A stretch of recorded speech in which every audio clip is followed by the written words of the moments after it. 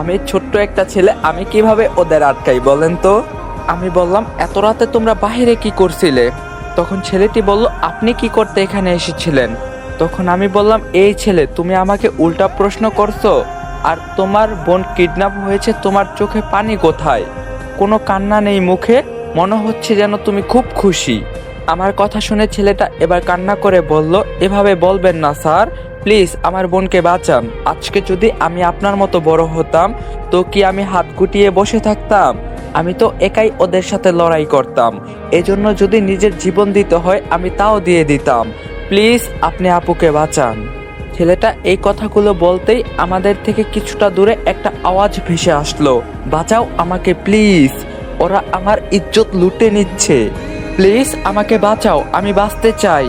আমি আওয়াজ শুনে সেই আওয়াজের দিকে দৌড়াতে লাগলাম। দৌড়ে যেতে যেতে সামনে একটা ঘর পড়লো। আমার কেন জানি মনে হচ্ছে এখান থেকে কিছুক্ষণ আগে একটা আওয়াজ ভেসে আসছিল। এখন কি আমি ভেতরে যাব নাকি এখান থেকে ফিরে চলে যাব, কিছুই তো বুঝতে পারছি না। ছোট্ট ছেলেটা এসে আমার হাত ধরে বলল, প্লিজ স্যার, আমার বোনকে বাঁচান, ও এখানে আছে, আপনি তাড়াতাড়ি ভিতরে যান। আমি জানি আপনি আপুকে বাঁচাতে পারবেন।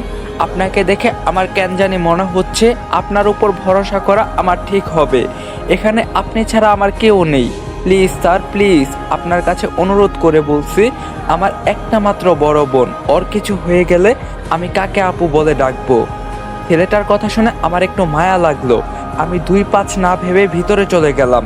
ভিতরে যেতে না যেতেই কয়েকজন এসে আমি কিছু না বোঝার আগে আমাকে উল্টো ধরে ধরে ভিতরে নিয়ে গেল। ভিতরে নিয়ে গিয়ে যেন কোনো একটা কিছুর উপর আমাকে বসিয়ে বেঁধে দিল। আমি কিছু বলার আগে রুমের লাইট জ্বলে উঠলো, আর আমি নিজেকে চেয়ারে বাঁধা অবস্থায় আবিষ্কার করলাম আমার সামনে 4জন মেয়ে দাঁড়িয়ে। ছেড়ে দিব, কি করি? এই কথা বলতেই অন্য একটা মেয়ে আমার দিকে এগিয়ে এসে আমার শার্ট খুলে বলল, ও মাই গড, ওর বডি দেখ বান্ধবী, দেখে মনে হচ্ছে যেন প্রতিদিন জিম করে। তখন আমি বললাম, না খালামণি, আমি জিম করি না, প্রতিদিন কাজ করি, তো এই জন্য হয়তো এই বডি হয়েছে। মেয়েটা আমার গলায় 2 হাত চেপে দিয়ে ধরে বলল, তুই খালা বলিস কাকে রে? খালা তো হয় তোর মা, তোরে তো আমি। এই কথা বলে মেয়েটা আমার ঠোঁটের সাথে ওর ঠোঁট মিলিয়ে দিল। তবে একটু পরে আমাকে ছেড়ে দিয়ে আপনি আপনি নিচে ঠাস করে পড়ে গেল। দেখে তো মনে হচ্ছে অজ্ঞান হয়ে গেল। যাক শালা, এই মেয়ে তো আমাকে লিপ কিস করে অজ্ঞান হয়ে গেল। কাহিনী কি, কিছুই তো বুঝলাম না। লিডার মেয়েটা ঠাস করে আমার গালে চর বসিয়ে দিয়ে বলল, তুই আমার বান্ধবীর সাথে কি করলি, যার কারণে ও এভাবে অজ্ঞান হয়ে মাটিতে পড়ে গেল? উত্তরে আমি বললাম, আমি কি জানি যে আপনার বান্ধবী অজ্ঞান হয়ে গেল? আমার হাত পা তো বাঁধা, আর আপনার বান্ধবী আমাকে কিস করছে, আমি কিভাবে জানবো? তবে আসার আগে একটু পান খেয়েছিলাম, এজন্য হয়তো আপনার বান্ধবী অজ্ঞান হয়ে গেছে। মেয়েটার চোখে একটু পানি দিতেই ওর হুঁশ আসতেই আমার দিকে তাকিয়ে বলল, ওরে তাড়াতাড়ি ছেড়ে দে, মনে হচ্ছে যেন 12 মাসে মুখ ধোয় না। ছি ছি ছি, মুখে কি গন্ধ, না জানি শরীরে। এই ফালতু মেয়ে, আমি তোরে বলছিলাম আমাকে তুই লিপ কিস কর, আর আমাকে নিয়ে একদম উল্টাপাল্টা কথা বলবে না। নিজের কোনো লজ্জা শরম নেই, অচেনা একটা ছেলেকে কিস করে, আবার এক কিস করে একেবারে অজ্ঞান হয়ে গেছে। এসব শুনলে আমার তো মনে হচ্ছে তোরে কেউ বিয়েই করবে না। আমার কথা শুনে মেয়েটা আমাকে মারতে লাগলো। সামনে একটা লাঠি ছিল, ওটা দিয়ে আমাকে মারতে লাগলো। সবাই শুধু দাঁড়িয়ে দাঁড়িয়ে দেখছে।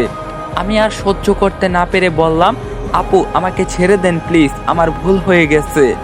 মেয়েটা এবার আমাকে মারা থামিয়ে একটু দূরে দাঁড়ালো। সবাই চুপচাপ দাঁড়িয়ে আছে, হয়তো আমার কাছ থেকে টাকা না পেয়ে সবাই হতাশ হয়ে গেছে। লিডার মেয়েটা একটা সিগারেট জ্বালিয়ে বলল, যা, তোরে আমি ছেড়ে দিলাম, তবে তোর বাসায় আমি যাব। যদি দেখি তুই মিথ্যা কথা বলিস, তাহলে কিন্তু কি করব জানিস তো? ঠিক আছে চলেন, দেখেন আমি মিথ্যা কথা বলছি কিনা। মেয়েটা আমার হাতের পায়ে বাঁধন খুলে দিয়ে বলল, সিগারেট খাবি? না, আমি এসব খাই না, আপনার যদি ইচ্ছা হয় তো আপনি খান।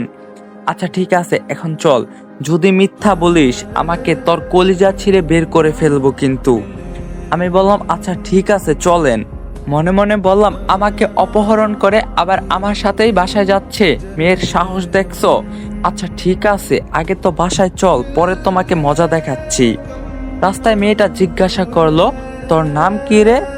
তখন আমি বললাম, নাম জেনে আপনার কি লাভ, আর আমার সাথে আপনি আমার বাসায় যাচ্ছেন কি হতে পারে জানেন তো? মেয়েটা ভয় না পেয়ে উল্টো হাসি দিয়ে বলল, আমিও তো দেখতে চাইছি কি করতে পারিস তুই। বাসার সামনে এসে আম্মুকে ডাক দিতেই আম্মু দৌড়ে এসে বাসা থেকে বের হয়ে আসলো। আম্মু আমাকে দেখে বলল, বাবা তুই ঠিক আছিস তো? কিন্তু আমাকে অবাক করে দিয়ে মেয়েটা আমার আম্মুর পায়ে সালাম করে বলল, আমাদের জন্য দোয়া করবেন আম্মু, আমরা নতুন বিয়ে করছি। আম্মুকে সালাম করে মেয়েটা শুধু দাঁড়িয়েছে।